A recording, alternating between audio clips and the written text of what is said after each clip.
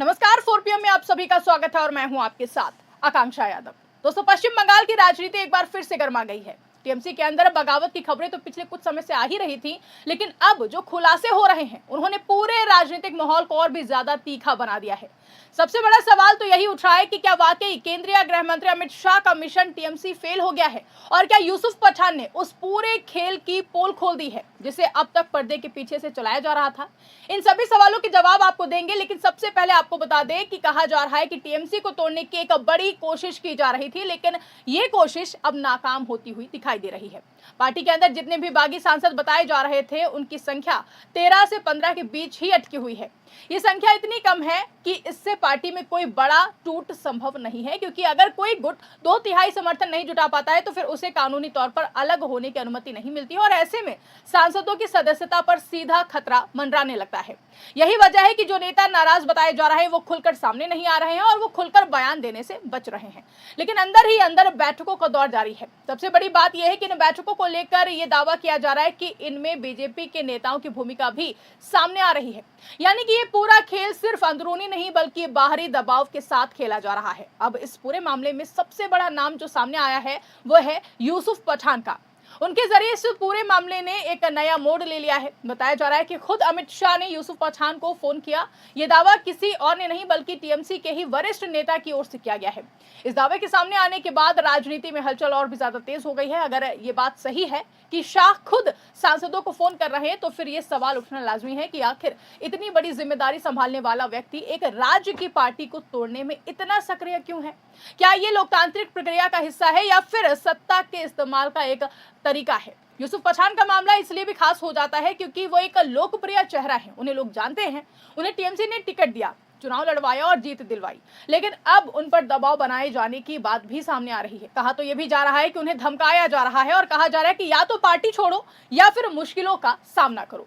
अब इस पूरे विवाद के बीच एक और एंगल सामने आता है, जमीन का मामला। कहा जा रहा है कि गुजरात में उन्हें जो जमीन आवंटित हुई थी उस पर विवाद चल रहा है, कोर्ट में मामला है और फैसला उनके खिलाफ जा सकता है। ऐसे में यह शक जताया जा रहा है कि इसी केस को दबाने में और इसी केस को लेकर के लगातार चर्चाएं हो रही हैं। कहा तो यह भी जा रहा है कि इसी केस को दबाव बनाने के लिए इस्तेमाल भी किया जा रहा है, यानी कि अगर ये बात सही है तो फिर ये सिर्फ राजनीतिक दबाव नहीं बल्कि कानूनी मामलों को भी हथियार बनाकर नेताओं को झुकाने की एक कोशिश हो रही है।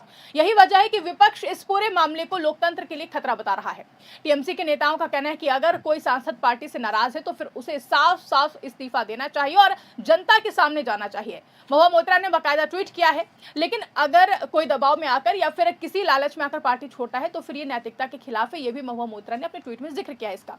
अब सबसे दिलचस्प बात यह है कि अब तक जितने भी दावे किए गए हैं उनमें यह साफ नजर आता है कि बागी गुट के पास संख्या नहीं है, वो 2/3 समर्थन जुटाने में पूरी तरह नाकाम रहे हैं। यही वजह है कि अब तक कोई खुला विरोध सामने नहीं आया है। इस पूरे मामले में कई नेताओं ने खुलकर कहा है कि उनसे भी कांटेक्ट किया गया था, लेकिन उन्होंने ऑफर को ठुकरा दिया है। उन्होंने साफ कहा कि वो पार्टी के साथ है और किसी भी दबाव में नहीं आएंगे। ये बात तो बताती है कि अंदर से पार्टी उतनी भी कमजोर नहीं है जितना कि उसे दिखाने की कोशिश की जा रही है। अब सवाल ये उठता है कि अगर टीएमसी के अंदर इतनी ही नाराजगी है तो फिर बीजेपी को खुद आगे आकर ये खेल क्यों खेलना पड़ रहा है। अगर लोग खुद ही पार्टी छोड़ना चाहते हैं तो फिर उन्हें मनाने या फिर दबाव डालने की जरूरत ही नहीं पड़ती।